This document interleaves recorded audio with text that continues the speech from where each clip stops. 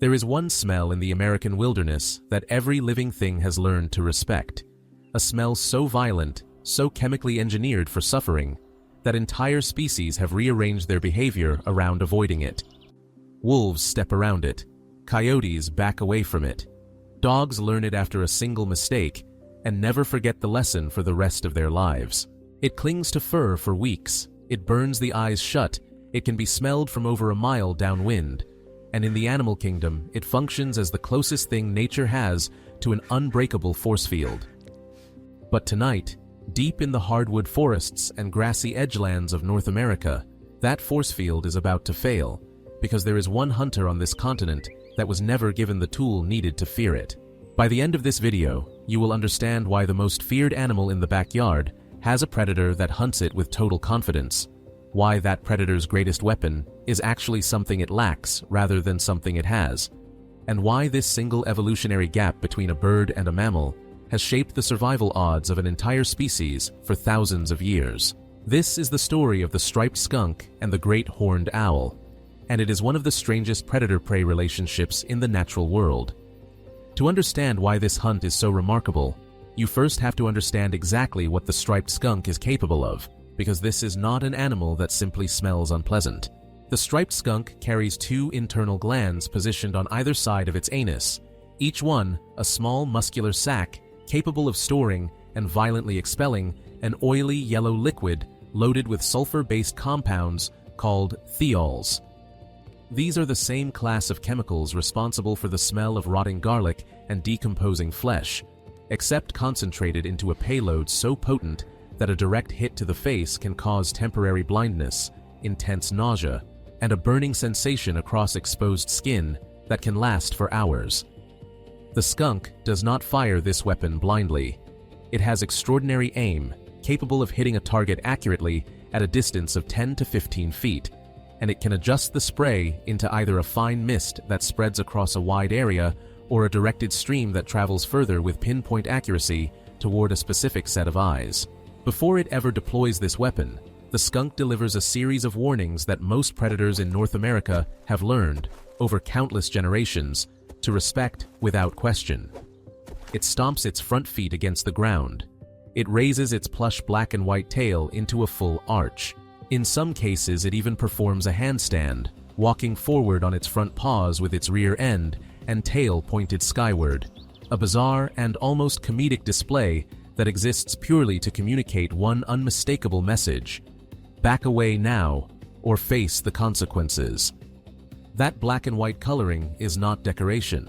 In evolutionary biology, it is called aposematic coloring, a visual siren that broadcasts danger to any animal with color vision, similar to the warning stripes on a wasp or the bright red of a poisoned dart frog. Nearly every mammalian predator across the skunk's range has either inherited an instinctive caution around that pattern or learned it the hard way after one unforgettable encounter. And this includes animals that could physically overpower a skunk without much difficulty. Foxes generally avoid skunks entirely. Bobcats will only attempt to kill when the skunk is caught completely off guard, and the strike can happen before the tail ever goes up. Coyotes occasionally take the risk, usually when food is scarce and hunger outweighs the memory of past punishment. But even coyotes are known to abandon a hunt the instant that tail begins to rise. Domestic dogs are famous for learning this lesson only once, arriving home reeking and miserable, rubbing their faces against the grass in a futile attempt to erase a smell that tomato juice barely dents. Across the entire spectrum of North American predators, the striped skunk enjoys something close to a free pass, walking through open fields and suburban backyards at night with a level of confidence that few animals its size can afford. It should, by every reasonable expectation, have almost nothing left to fear once it reaches adulthood. And for nearly every predator on the ground, that expectation holds true. But the skunk's defense system was built to counter mammals, built around the assumption that any attacker close enough to matter would be relying on its nose to locate and assess it. That assumption has one exception, and that exception flies. The great horned owl is one of the most physically dominant birds of prey on the entire continent, a nocturnal hunter with a wingspan that can stretch past 4 feet, talons capable of exerting a crushing force strong enough to sever the spine of prey many times its own body weight, and a set of adaptations so refined for silent precision hunting that it has earned a reputation among naturalists as one of the most efficient killers in the North American night sky. Its feathers carry a specialized serrated edge along the leading wing that breaks up the turbulence of moving air, allowing the bird to fly in near total silence, a critical advantage for a predator that depends on approaching its target without any warning at all. Its hearing is asymmetrical, with one ear positioned slightly higher than the other on its skull, allowing it to triangulate the exact location of a sound, even the faint rustle of movement in tall grass, with startling precision. Its eyesight is built for darkness, packed with rod cells that gather every available photon of light, giving it the ability to spot movement in conditions where a human would see almost nothing. This is an animal engineered from beak to talon for the specific task of striking unseen and unheard, and it applies this skill set to an enormous range of prey, from rabbits and rodents to snakes, other birds of prey, and even young foxes. But among its most defining and most bizarre prey choices is the one animal that almost nothing else on the continent dares to touch. That animal is the striped skunk itself, and the owl does not just tolerate it as prey, it hunts it as a routine and recurring part of its diet across much of its range. Wildlife biologists studying great horned owl nests have documented skunk remains appearing with striking consistency, and in certain regions, skunks make up a meaningful percentage of the prey items delivered to owlets during the breeding season.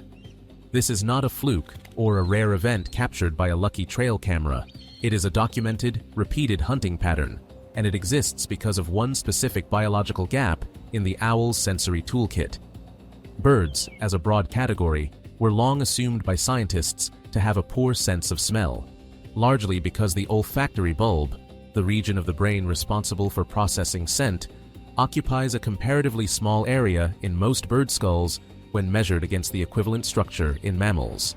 More recent research has complicated that assumption for many bird species, revealing active smell-related genes and surprisingly capable olfactory systems in certain groups, particularly seabirds that rely on scent to locate food across open ocean. Owls, however, appear to be a clear exception to that more recent nuance. Every piece of behavioral evidence, from their consistent willingness to attack skunks head-on to their repeated returns to skunk-heavy hunting grounds, points toward the great horned owl having a genuinely underdeveloped sense of smell, one so limited that it simply does not register the warning that would send almost any mammal running in the opposite direction.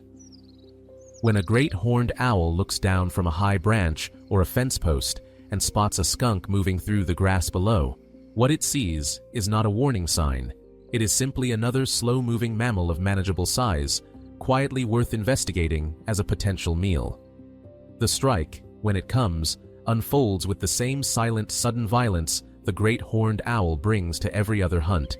It drops from height in near total silence, wings folded to minimize wind resistance, talons extending only at the final instant before impact, aiming to strike the head and spine simultaneously in a single decisive blow that is often lethal before the skunk has any real chance to mount its defense. Speed and surprise are the owl's greatest allies in this particular hunt, because if the skunk does manage even a fraction of a second of warning, everything changes. A skunk that senses the strike coming, even at the last possible moment, can still trigger its spray glands reflexively, and this is where the encounter stops being a clean, effortless victory for the owl and becomes something closer to a genuine gamble. The great horned owl may be unbothered on a psychological level by an odor that would send almost any other hunter fleeing, but it is not immune to the physical effects of a direct hit to the eyes. The oily secretion is a genuine irritant on contact, capable of causing significant discomfort and even temporary vision impairment, regardless of whether the animal receiving it can smell a single molecule of it. Wildlife rehabilitators across North America have documented cases of great horned owls arriving at rescue centers with eyes swollen shut, clearly disoriented, and reeking of skunk musk, birds that pursued a skunk hunt a little too aggressively and paid a physical price for it, even though the smell itself meant nothing to them. Even here, though, the owl carries one quiet advantage. Naturalists have noted that a large portion of any spray that does land tends to be absorbed by the bird's dense, feathered legs, which extend all the way down to the talons, shielding much of the more vulnerable facial area from a fully saturating hit. Still, a blinded owl is an owl that struggles to hunt anything at all in the days that follow, and prolonged vision impairment in a nocturnal predator that depends entirely on precision timing can mean the difference between recovery and starvation. This is not a lopsided fight where one side wins effortlessly every time.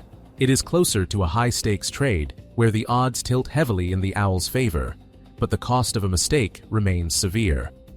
The consequences of this relationship ripple outward across the entire ecosystem in ways that are easy to overlook.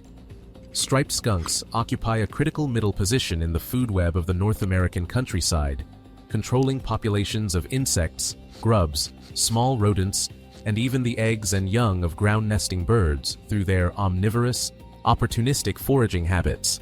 Without a meaningful natural predator, skunk populations in a given region could theoretically expand well beyond what the local environment can comfortably support, placing pressure on ground-nesting species and reshaping the balance of smaller prey animals across an entire habitat. The great horned owl functions as one of the very few natural checks on that expansion, quietly regulating skunk numbers in a way that almost no other predator is positioned to replicate at scale. This is not a dramatic, headline-grabbing ecological role, but it is a genuinely important one, and it exists entirely because of a single sensory gap in a bird's brain, a gap that turned what should have been an impenetrable defense system into a manageable, if still risky, hunting opportunity for one specific and highly capable predator. It is worth pausing to consider just how unusual this dynamic actually is within the broader context of nature's arms race between predator and prey. Most successful defensive adaptations, whether it is the poison of a dart frog, the quills of a porcupine, or the electric discharge of certain fish, tend to work across a wide range of predator species, because the underlying biological cost of ignoring the warning tends to be similarly severe regardless of which animal is doing the attacking. The skunk's chemical defense breaks that pattern in one very specific way. Its entire effectiveness hinges on a receiver capable of detecting and interpreting scent as a warning signal, which makes it a phenomenally successful deterrent against the overwhelming majority of the animal kingdom, while leaving open a narrow but exploitable gap for anything operating outside that sensory framework. The great horned owl did not evolve to specifically counter the skunk. Its underdeveloped sense of smell almost certainly evolved for entirely unrelated reasons, likely tied to the trade-offs nocturnal birds of prey make in favor of extraordinary hearing and low-light vision at the expense of other senses that matter less to their primary hunting style. The skunk hunting advantage this creates is, in evolutionary terms, something closer to an accidental byproduct, a side effect of adaptations built for an entirely different purpose that happened to unlock a food source almost every other predator on the continent had to leave alone. No defense mechanism, no matter how devastating, is ever truly universal, because evolution does not build perfect systems. It builds systems that are good enough to work against the overwhelming majority of realistic threats. The striped skunk spray is about as close to foolproof as chemical defense gets on this continent, and yet one bird slipped straight through the single gap that system never accounted for. There is no dramatic standoff in this particular corner of the wilderness, no raised tail meeting a hesitant retreat the way the skunk's whole design seems built for. There is only a shape settling silently into a tree as the light fades, waiting on a patience that has nothing to do with courage and everything to do with a warning it was simply never built to receive.